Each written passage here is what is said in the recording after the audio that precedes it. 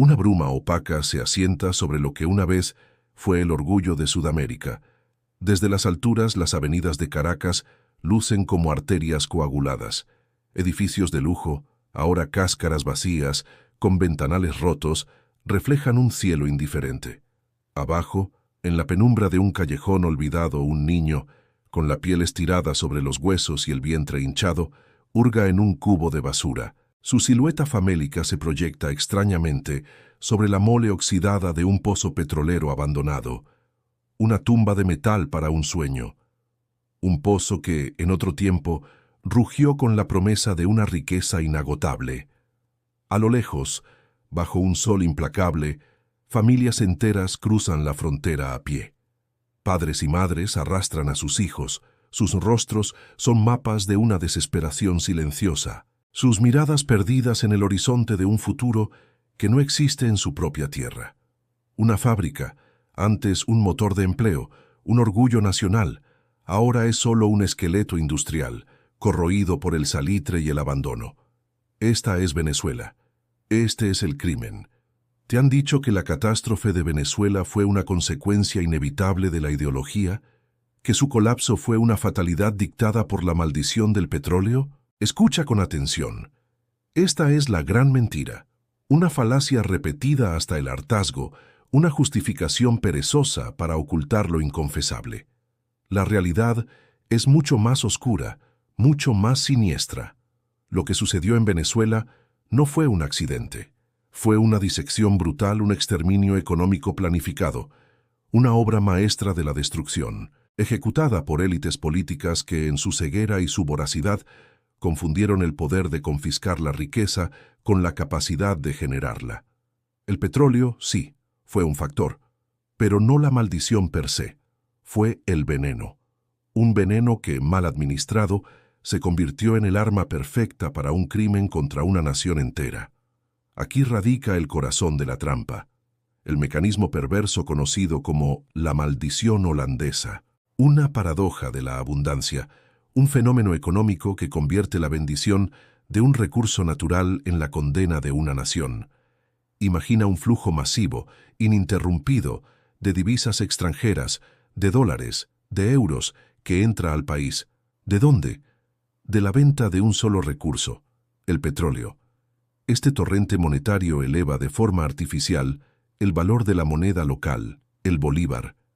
¿Y qué ocurre entonces? Las importaciones se vuelven ridículamente baratas. Cualquiera puede comprar productos del extranjero a precios irrisorios. Al mismo tiempo, las exportaciones no petroleras del país se encarecen hasta el punto de la inviabilidad. ¿Quién va a comprar un producto venezolano si puede conseguirlo más barato en cualquier otro lugar del mundo? La industria nacional, incapaz de competir con la marea de productos importados, muere, agoniza, cierra sus puertas.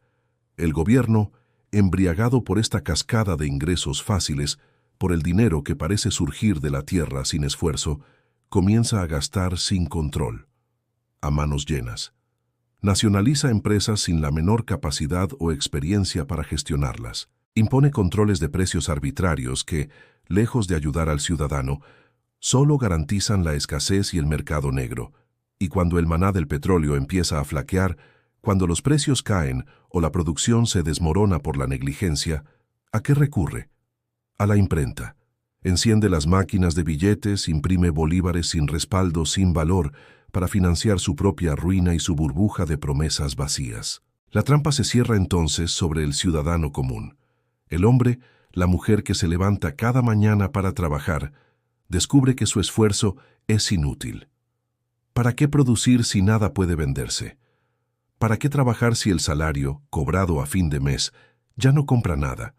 Sus ahorros, fruto de una vida de esfuerzo, de privaciones, de sueños, se pulverizan. Desaparecen en cuestión de semanas, devorados por una hiperinflación salvaje que los convierte en aire, en papel sin valor. El ciudadano no produce, no consume, no ahorra. Se ve obligado a depender del Estado para migajas de subsistencia. Pierde toda autonomía, toda dignidad. Un país que un día exportó alimentos, que alimentó a sus vecinos, ahora los importa, y aún así, la hambruna es la constante. Las colas interminables para un pan, un cartón de huevos, un trozo de carne, se convierten en la escena cotidiana. La trampa no es una abstracción económica, no es una fórmula en un libro, es el plato vacío en la mesa de millones de hogares, es la mochila en la espalda del migrante que camina 1000-2000 kilómetros huyendo de una cárcel sin muros. Es el grito silencioso de una nación que ha sido despojada de su futuro. Pero esta tragedia, esta destrucción, no es nueva bajo el sol, no es exclusiva de nuestros tiempos. La historia, en su sabiduría brutal, ya nos ha mostrado este camino. Retrocedamos 2 milenios, no a los fastos del Imperio Romano, a sus glorias militares y sus conquistas inmensas. No, nos transportamos a sus estertores, a los momentos en que el imperio, desde su interior, comenzó a carcomerse a sí mismo. El denario, la moneda de plata que cimentó el poder de Roma durante siglos. El denario, símbolo de estabilidad y prosperidad, comienza a ser despojado de su valor. Los emperadores, sedientos de recursos para financiar legiones, para construir monumentos a su vanidad, para ofrecer panem et circenses, pan y circo, y así apaciguar a la plebe, deciden una expropiación silenciosa. Una expropiación sin violencia, sin gritos, pero devastadora. La devaluación. Al principio, una pequeña cantidad.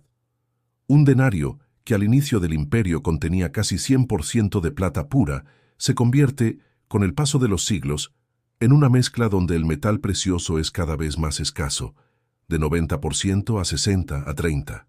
En los tiempos de crisis, esa proporción cae a menos de 5%. Un crimen metalúrgico, una estafa a plena luz del día. Los mercados romanos, otrora el corazón palpitante de un imperio global, comienzan a asfixiarse. Nadie, absolutamente nadie, confía ya en las nuevas monedas. Los comerciantes, astutos, exigían metales preciosos reales, oro, plata pura, o simplemente volvían al trueque.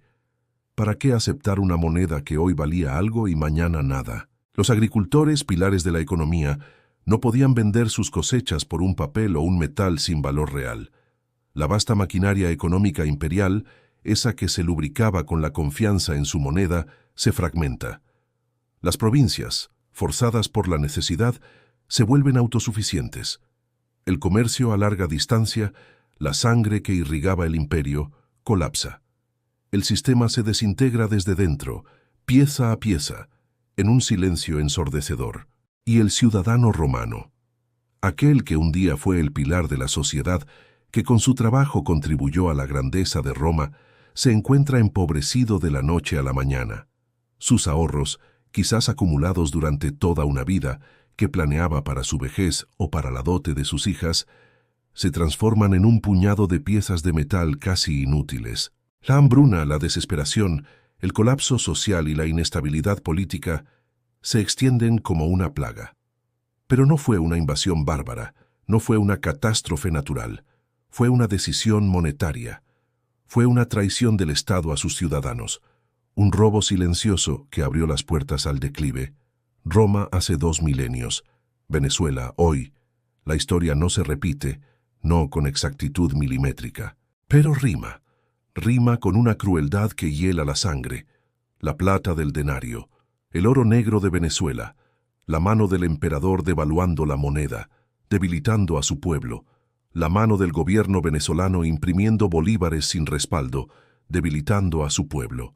Los mecanismos son distintos, los nombres cambian, las vestiduras son otras, pero el resultado es el mismo, una espiral de miseria, una sociedad que se desangra económicamente hasta la extenuación.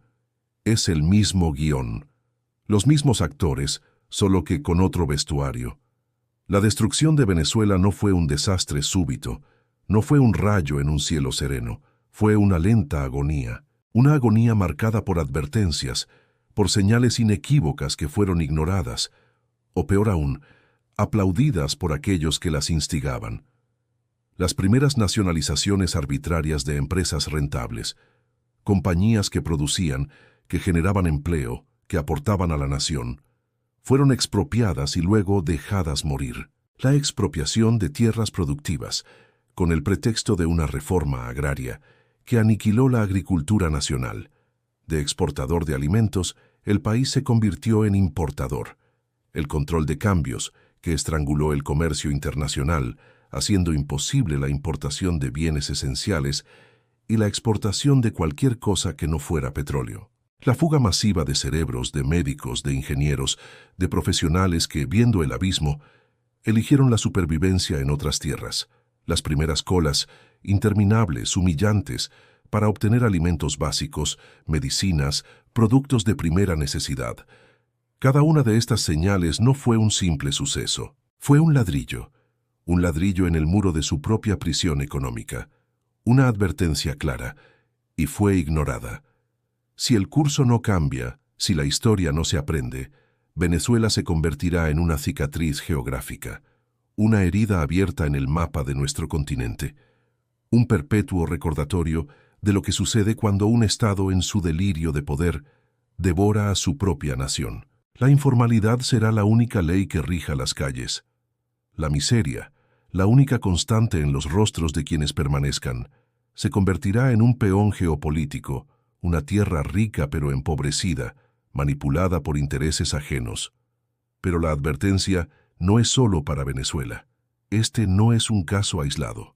Las señales de la maldición holandesa, combinadas con la imprenta monetaria descontrolada y la soberbia política, resuenan ya en otros rincones del mundo. En otras economías dependientes de un solo recurso. En otras naciones donde la deuda se acumula y la moneda se debilita. Nadie, absolutamente nadie, por rica que sea su tierra, está inmune a este veneno. Hay refugio. No hay un refugio perfecto ante una tormenta perfecta de esta magnitud, pero sí hay escudos. Para el ciudadano vigilante, la protección reside en la diversificación y en la autonomía. No se trata de hacerse rico en medio del caos, sino de preservar, de sobrevivir. El oro físico, la plata, esos metales preciosos que han sido reserva de valor durante milenios y que ninguna impresora estatal puede duplicar. Las tierras productivas, las que permiten la autosuficiencia, las que ningún sistema puede devaluar. Las habilidades, el conocimiento, aquellas profesiones y oficios que ninguna burocracia puede confiscar, que son útiles en cualquier parte del mundo. Se trata de evitar la dependencia total de un sistema bancario o monetario estatal que puede ser manipulado o colapsado en cualquier momento. Se trata de educación, de previsión, de la comprensión profunda de estos ciclos económicos históricos. La caída de Venezuela es más que una tragedia de nuestro tiempo. Es una lección maestra, escrita con la sangre de millones de personas. Una prueba irrefutable de que el poder económico desmedido del Estado y la ignorancia histórica son las verdaderas plagas de la humanidad. Este no es el final de la historia. Es una advertencia, porque la historia, implacable, siempre presenta la factura. Suscríbete a El Archivo del Capital para comprender las rimas de la historia antes de que te atrapen en su verso más oscuro.